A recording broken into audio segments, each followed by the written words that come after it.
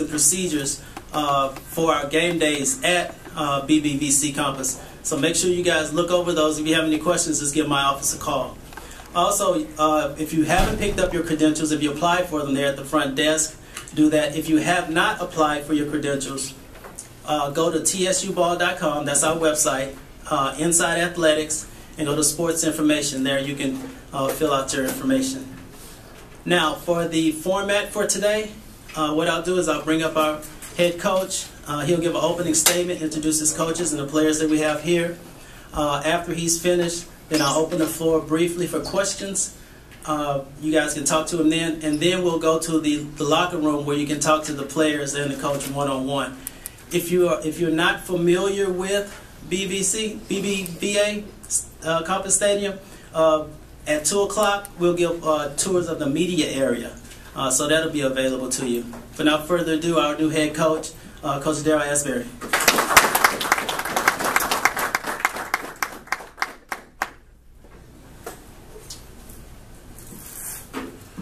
Good afternoon. Yes, should I say good afternoon?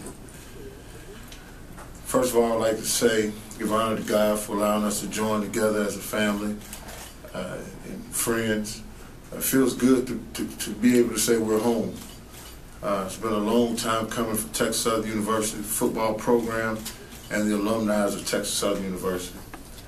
I'd like to thank you all for allowing me to lead you all's program.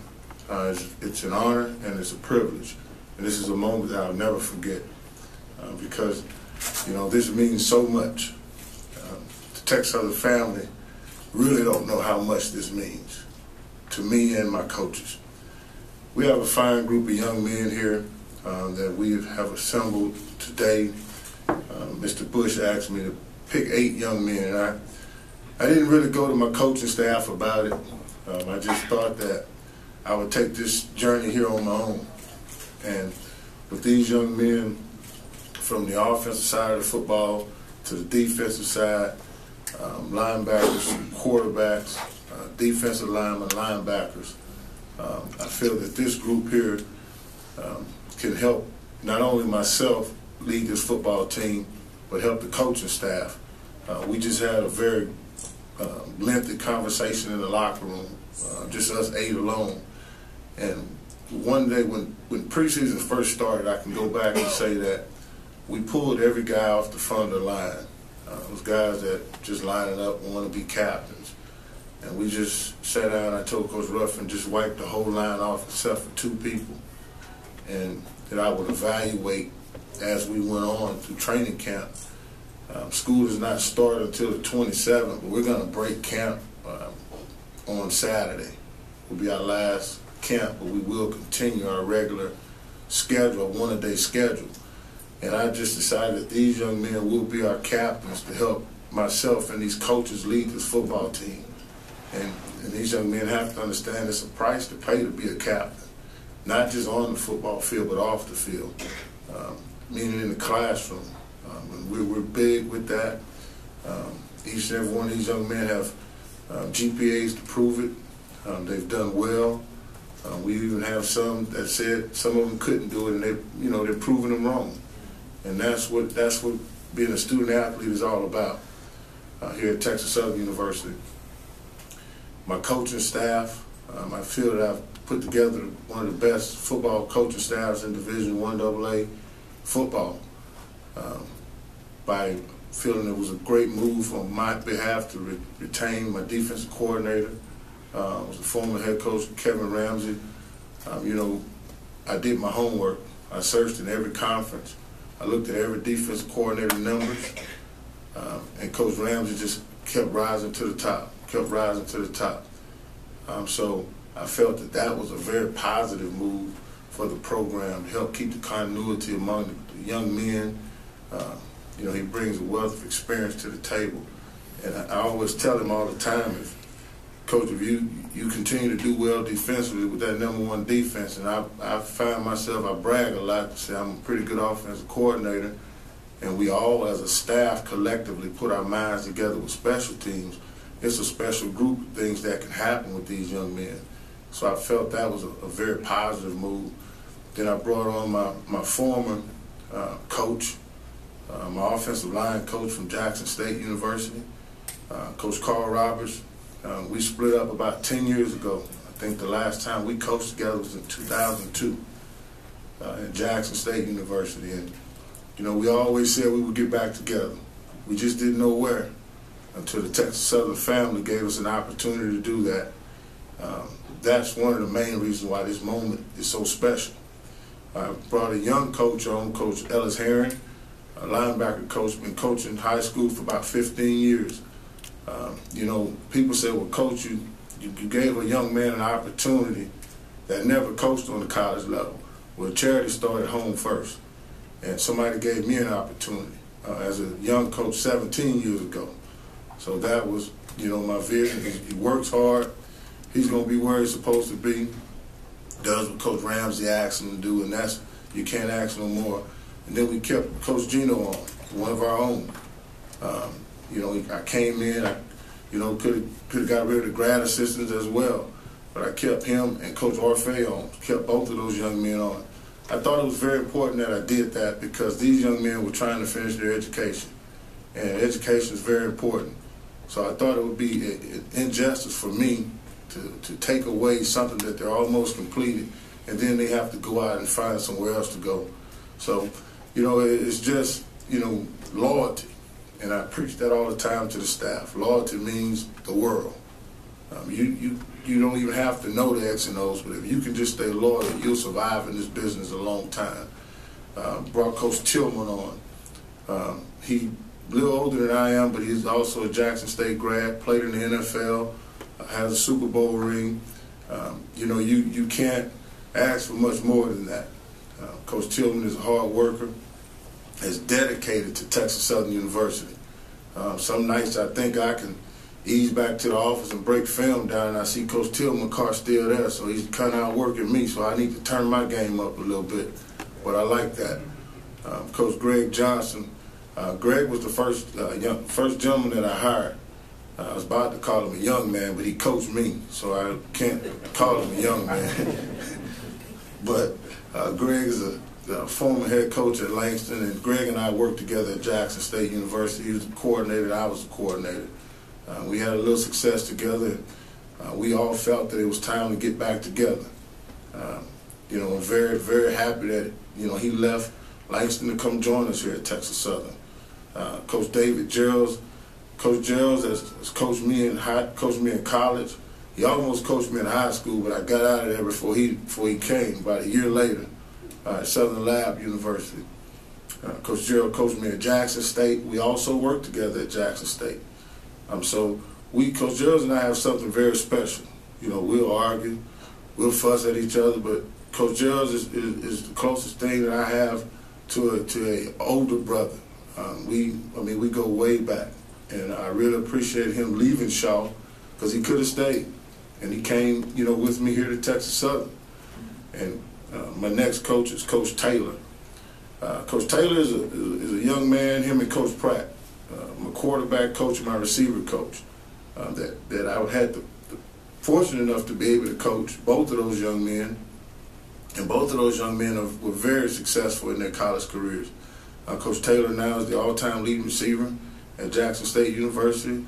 Coach Pratt, I want to say he's won more football games than any quarterback to come through there. And he and Coach Roberts is also a member of the 100 Century team at Jackson State University. So that speaks volumes for those two young men. Then I have Coach Ruffin, Greg Ruffin, who was Jackson State's recruiting coordinator, running back coach. So, you know, you kind of sit back and you watch the success that other football teams are having. And, you know, you sit there and you say, well, how can I, you know, build the camaraderie and build a great coaching staff? So I decided to go over to Jackson State. I called Coach Comagese, and I could tell he kind of knew what I wanted when Dr. McCullum gave me the nod. So Coach Ruffin actually was a part of me getting the job at Shaw University. And I had never met Coach before. We just talked on the phone. So I called Coach Comagese. I said, Coach, I need to speak to two of your coaches. At first he started congratulating me. Oh, Coach, I'm happy for you, Coach. I'm happy for you. And then when I told him the two I want to speak to, he got very quiet on the phone. I said, hello? Hello? So he said, yeah, I'm still here, coach. And he says, well, coach, you know, those guys work hard for me. And I said, coach, I'm going to make them offer. They can't refuse. They're going to turn their resignations in by the end of the week. And so here they are, here and Coach Roberts are here with us. So that's my coaching staff. I'd like to thank each and every one of those young men and men for joining me here at Texas Southern. And we're going to do our best to our alumni, administration, to make sure that we lead this program with a positive direction. We're going to do our very best to make sure that we keep our nose clean.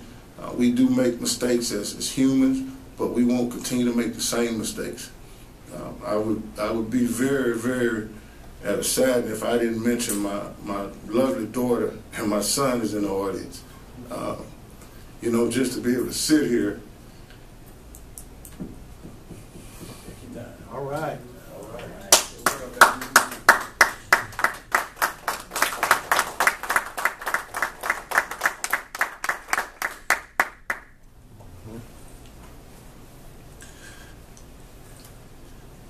Just to be able to sit here and see those two.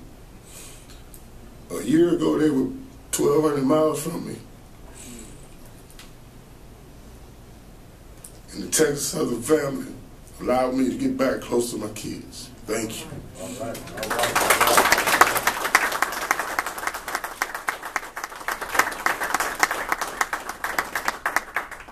And I can assure this Texas Southern family, for that, I'll be forever be indebted to you all. And I'm going to lay it on the line for you. You don't have to worry about Coach Asberry when it comes down to the big games. I don't care who it's against. Jackson State, Prairie View, it don't matter. I'm going to lay it on the line because I owe you all that, and I appreciate that. Thank you.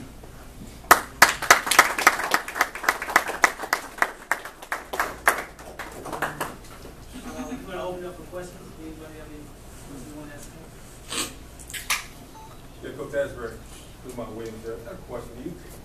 Can you talk about you going into your first season as head coach? You have 37 upperclassmen.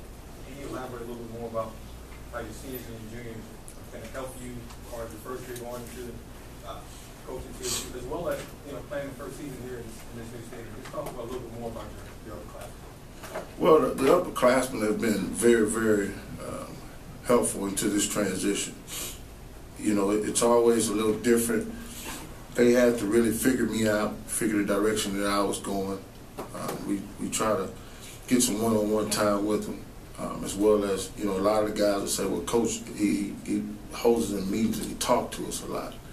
And I think, to get them to really understand the direction that this program and my staff and myself want to take this program, you have to be able to talk to young men like that.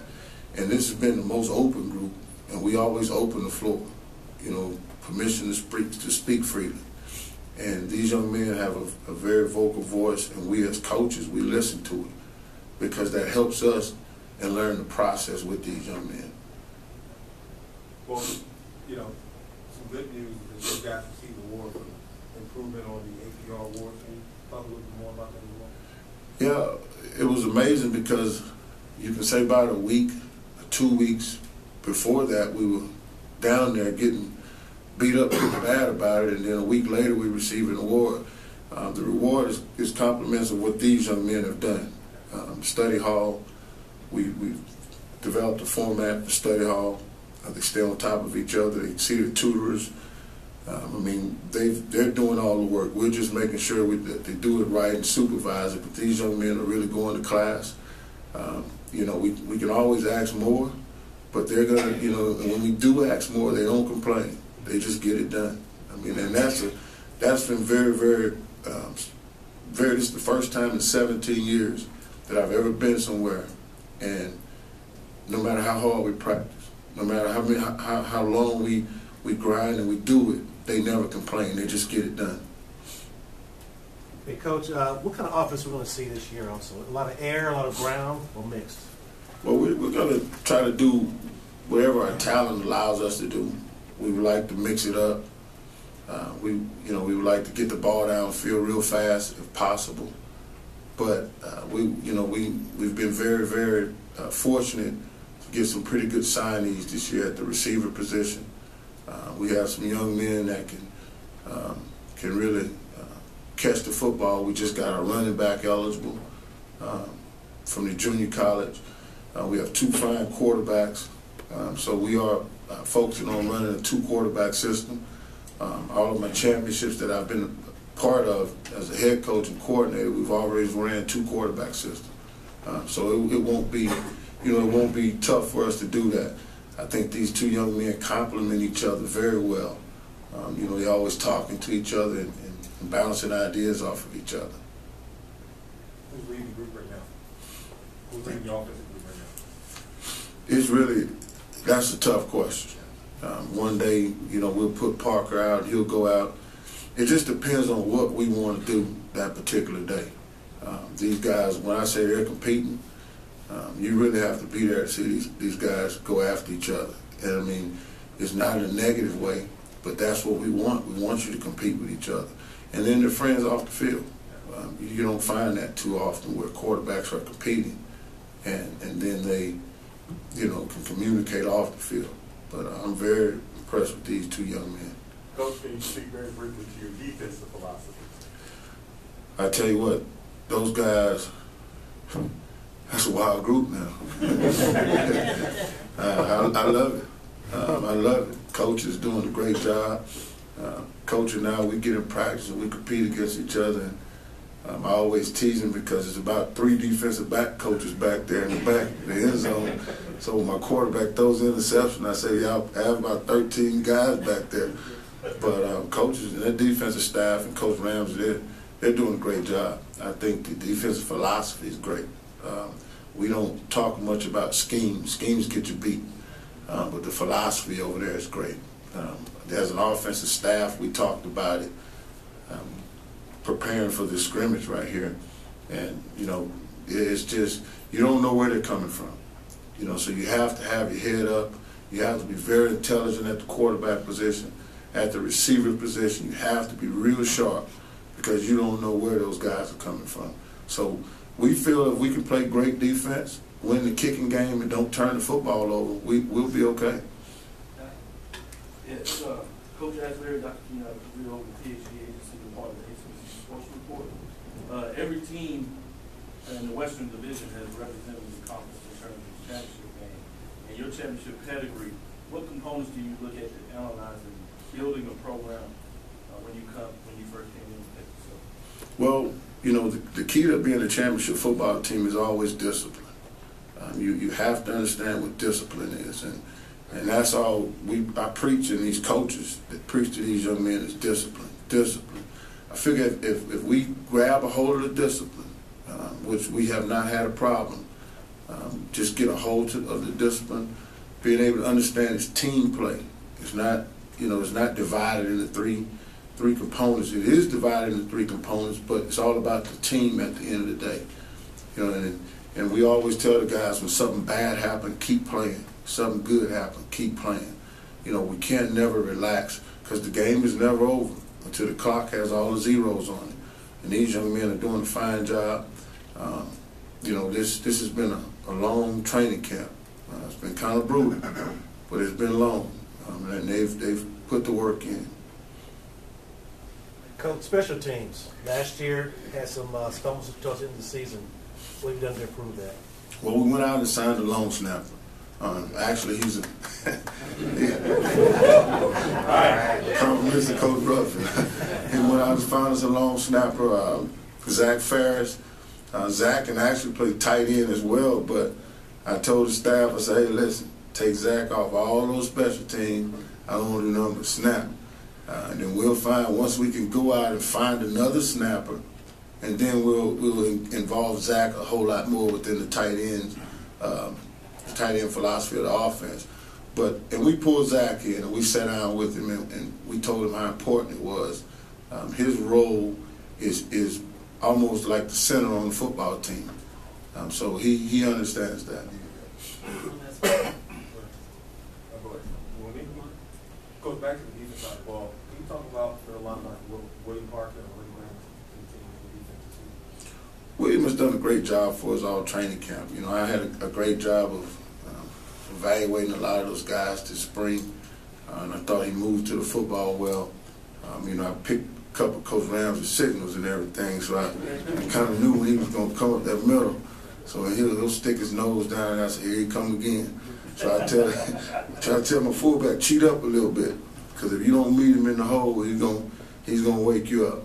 I think he brings great camaraderie to the defensive side of the football. He's a defensive leader, along with the rest of those guys, and I think the whole defense, they play well together, especially those guys in that back end.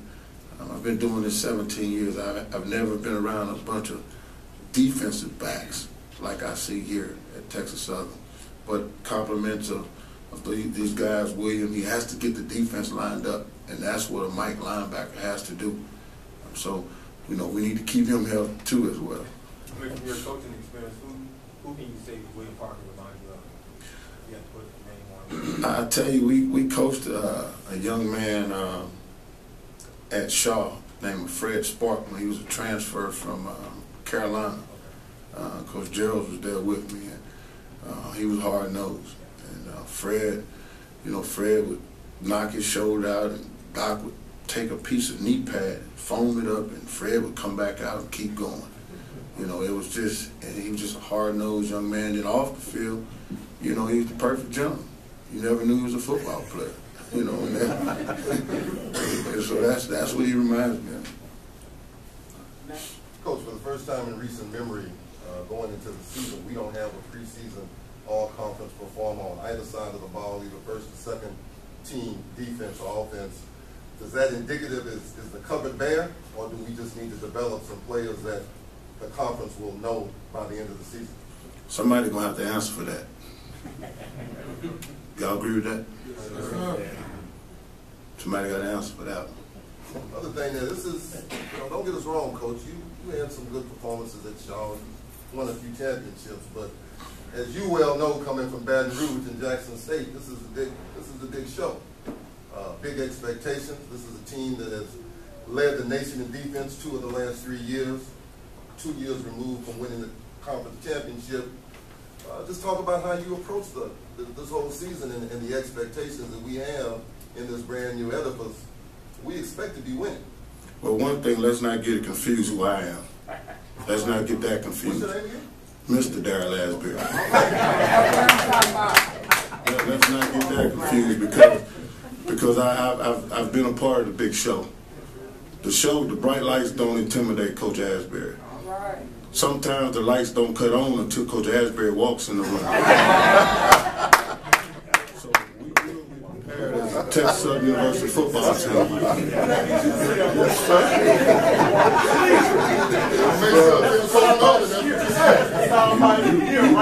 You can deliver that message any way you want to deliver it.